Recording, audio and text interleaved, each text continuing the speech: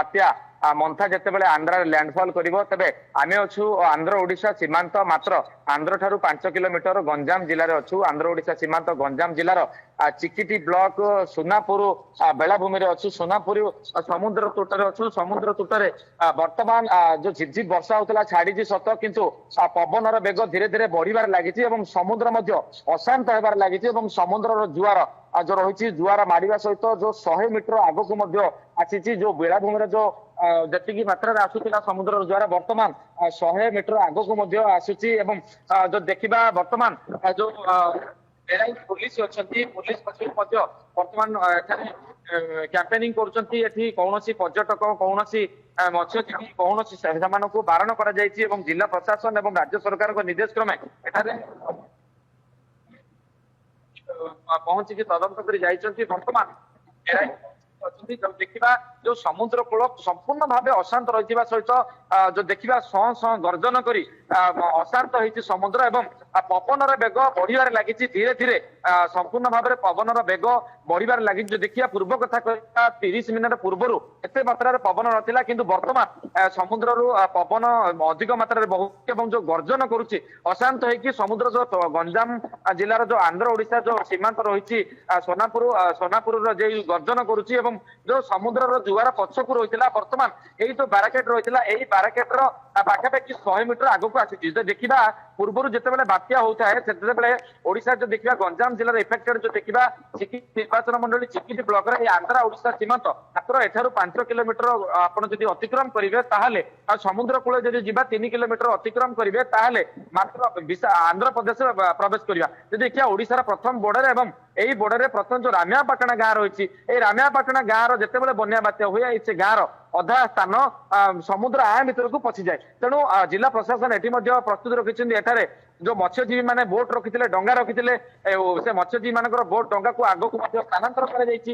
ଦେଖିବା ଯୋଉ ଗ୍ରାମାଞ୍ଚଳ ଲୋକମାନେ ଅଛନ୍ତି ତାଙ୍କୁ ପୂର୍ବରୁ ମଧ୍ୟ ପୋଲିସ ପ୍ରଶାସନ ଏବଂ ଯୋଉ ବ୍ଲକ ପ୍ରଶାସନ ତହସିଲ ପ୍ରଶାସନ ସମସ୍ତେ ସଜାଗ ରହି ସେମାନଙ୍କୁ ମଧ୍ୟ ଯୋଉ ସଚେତନ ବାର୍ତ୍ତା କରାଯାଇଛି। ଡାକବାଜି ମାଧ୍ୟମରେ ସତର୍କ ସୂଚନା ଦିଆଯାଇଛି। ଯୋଉ ଦେଖିବା ଯୋଉ ଚିକିଟି ଏବଂ ପାତ୍ରପୁର ଯୋଉ ଦେଖିବା ତାହେଲେ ଯୋଉ ରହିଛି ଡ୍ୟାମ ରହିଛି ବାଘଲଟି ରହିଛି ବାଘଲଟି ଡ୍ୟାମରେ 4ଟି ଗେଟ୍ ରହିଥିବା ବେଳେ 3ଟି ଗେଟ୍ ରୁ ଯୋଉ ବନ୍ୟା ଜଳ ନିଷ୍କାସନ କରାଯାଉଛି। ଉପର ମୁଣ୍ଡରେ ବର୍ଷା ହେବା ଯୋଗୁଁ ଗଜପତି ଯଦି କଥା କହିବା ଆନ୍ଧ୍ରପ୍ରଦେଶ କଥା କହିବା ଉପରେ ବର୍ଷା ହେଲେ ଯେହେତୁ ଆନ୍ଧ୍ରପ୍ରଦେଶ ଏବଂ ଯୋଉ ଓଡିଶାର ବୋର୍ଡର ରହିଛି ଚିକିଟି ପାତ୍ରପୁର ଯୋଉ ବାଘଲଟି ଡ୍ୟାମ ରହିଛି ଶ୍ରୀକାକୁଲମ ଡ୍ୟାମ ସହିତ ବାଘଲଟି ଡ୍ୟାମର ସମ୍ପୂର୍ଣ୍ଣ ସମ୍ପର୍କ ରହିଛି ଯୋଡି ହେଇକି ରହିଛି। ତେଣୁ ସେଠାରେ ବର୍ଷା ହେବା ଯୋଗୁଁ ଏଠି ଓଡିଶାରେ ମଧ୍ୟ ବନ୍ୟାର ସ୍ଥିତି ଦେଖାଯାଇଛି ଏବଂ ଯୋଉ ବାହୁଦା ନଦୀ କଥା କହିବା ବାହୁଦା ନଦୀରେ ମଧ୍ୟ ବନ୍ୟା ଜଳ ନିଷ୍କାସନ ହେବା ଯୋଗୁଁ ସବୁଠି ବନ୍ୟା ହେବା ସହିତ ଯୋଉ ଚାଷ ଜମି ରହିଛି ଚାଷ ଜମିରେ ମଧ୍ୟ ଜଳମଗ୍ନ ହେଇକି ରହିଛି।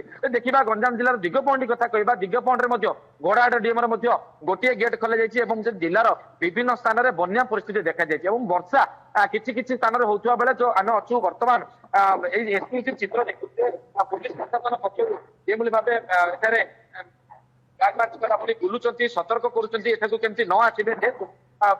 ବାତ୍ୟା ଲ୍ୟାଣ୍ଡଫଲ କରିବା ଆନ୍ଧ୍ରାରେ ଏବଂ ଆନ୍ଧ୍ରାଠୁ ମାତ୍ର କମ ଦୂରରେ ରହିଛି। ତେଣୁକରି ପୋଲିସ ପ୍ରଶାସନ ପକ୍ଷରୁ ସେମାନେ ଗାଡିରେ ପେଟ୍ରୋଲିଂ କରୁଛନ୍ତି। ଏଠାରେ ମଧ୍ୟ ସେମାନେ ମଧ୍ୟ ଜଗିକି ରହିଛନ୍ତି ସମୁଦ୍ର ତଟକୁ ଏବଂ ଦେଖିବା ଏଇ ସମୁଦ୍ର ତଟରେ ଯୋଉ ପୂର୍ବରୁ 100 ମିଟର ଯୋଉ ସମୁଦ୍ରର ଯୋଉ ଜୁଆର ରହିଥିଲା ଜୁଆର ଧୀରେ ଧୀରେ ଗର୍ଜନ କରିକି 100 ମିଟର ଅତିକ୍ରମ କରି ଆଗକୁ ଆସିଲାଣି। ଦେଖିବା ପବନର ମାତ୍ରା କମି କମି ଥିଲା କିନ୍ତୁ ବର୍ତ୍ତମାନ 30 ମିନିଟ ଭିତରେ ପବନର ମାତ୍ରା ବଢିବାରେ ଲାଗିଛି ଏବଂ ସଁ ସଁ କରି ଗର୍ଜନ ଛାଡୁଛି ସୋନାପୁର ବେଳାଭୂମି। କଣ କହିବେ ଆଜ୍ଞା କେତେ ସମୟ ପର୍ଯ୍ୟନ୍ତ ଆପଣ ରହିବେ ଏଠି କେତେ ସମୟ ପର୍ଯ୍ୟନ୍ତ ରହିବେ ଆପଣ? ଅଛୁତ ସାର୍ ଆମେ ପ୍ରାୟ 10 ପର୍ଯ୍ୟନ୍ତ ଆବଜର୍ଭ କରି ତାପରେ ଆମର ସାର୍ ମାନେ ଆସିବେ ଆସିଲା ପରେ ସିଚୁଏସନ ଦେଖି ସମସ୍ତଙ୍କୁ ବାରଣ କରାଯାଏ ଯେହେତୁ ଆନ୍ଧ୍ର ଓଡିଶା ସୀମାନ୍ତ ଆନ୍ଧ୍ର ଏଠାକୁ ଲାଗିଛି ଲ୍ୟାଣ୍ଡଫଲ କରିବା ଆନ୍ଧ୍ରାରେ। ହଁ ସମସ୍ତଙ୍କୁ ବାରଣ କରାଯାଇଛି। ଦୋକାନ ବଜାର ବି ସବୁ ଜାଗା ବନ୍ଦ ଅଛି। ଆମର ସାର୍ ବି ଯାଇଛନ୍ତି ଗାଡି ଧରିକି ସେ ଭିତରେ ଦେଖିକି ଆମେ ବି ରହିବୁ ଏଇଠି ମିନିମମ୍ ରାତି 10। ଧୀରେ ଧୀରେ ସମୁଦ୍ର ଗର୍ଜନ ଛାଡୁଛି ଏବଂ ଯୋଉ ପୂର୍ବ ପଛରେ ଥିଲା ତାର ଯୋଉ ଜୁଆର ପଛରେ ଥିଲା ସେ ଜୁଆର ବଢି ବଢି ଆସିଲାଣି ଏବଂ ପବନ ବଢି ବଢି ଆସିଲାଣି। ଆନ୍ଧ୍ର ବର୍ଡରରେ ଯୋଉ ରହିଛି ଏଠି 5 କିଲୋମିଟର ଯଦି ଆମେ ଅତିକ୍ରମ କରିବା ତାହେଲେ ଆନ୍ଧ୍ରପ୍ରଦେଶ ଭଳି ଅଛି। ଆନ୍ଧ୍ର ଏଠି ଆସୁଛି ତେଣୁ କେତେ ସଚେତନ ଅଛନ୍ତି ଆପଣ ମଧ୍ୟ କେତେ ସଚେତନ ଅଛନ୍ତି?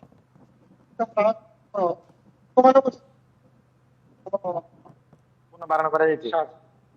ବୋଟ ରେ ଯୋଉ ମତ୍ସ୍ୟଜୀବୀ ମାନେ ଅଛନ୍ତି ମତ୍ସ୍ୟଜୀବୀ ମାନଙ୍କୁ ସମ୍ପୂର୍ଣ୍ଣ ଭାବେ ବାରଣ କରାଯାଇଛି।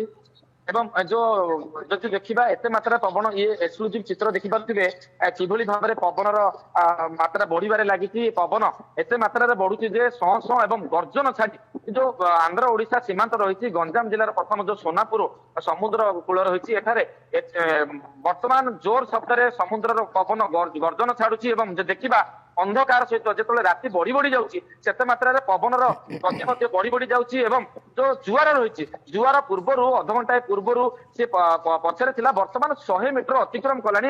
ଆମକୁ ମଧ୍ୟ ସମୁଦ୍ର ତଟକୁ ଯିବାକୁ ମଧ୍ୟ ଭୟଭୀତ ଲାଗୁଛି ଏବଂ ଯୋଉ ଗର୍ଜନ ଛାଡୁଛି ଏଇ ଗର୍ଜନ ମଧ୍ୟରେ ମଧ୍ୟ ଆମେ ଆଗରେ ରହିକି ଲାଇଟ୍ ସାହାଯ୍ୟରେ पुलिस भाई मान साहय एठा रही आम सचेतन होकर लोक मानक जनाऊँ और जेहेतु ये हूँ गंजाम जिला किंतु आंध्र ओडिशार सीमांत तेणु प्रथम आंध्र माड़ कले यही सोनापुर में माड़ कले तेणु गर्जन जो छाड़ू देखिए जिला सारा सबुठ जिला प्रशासन अलर्ट रही अल्प समय मध्य गंजाम जिलापाल चिकित्सा पहुंचे बर्तमान यही सोनापुर बेलाभूमि देखिए पहुंचे सूचना मिली से जो लोक मानक रेस्क्यू कर लोक रेस्क्यू लोक मानक किभली खाद्य पानी दि जाऊँगी जो पहाड़ धसिकी रही आंध्र ओडिशा सीमांत कथा कहवा जदि गंजाम गजपति सीमांत कथा कहवा पहाड़ उपांत अंचल कथा कहवा सेठारे जो पहाड़ गछ एवं पथर धसिकी रही एनडीआरएफ टीम पहुंचिकी एनडीआरएफ टीम एवं जो रही अग्निशम विभाग से रही रेस्क्यू कर जेसी माध्यम सफा कर सुतरा कर देखा पहाड़ में झरणा एत मात्रा पानी आसूची जमी को एत जिते डैम रु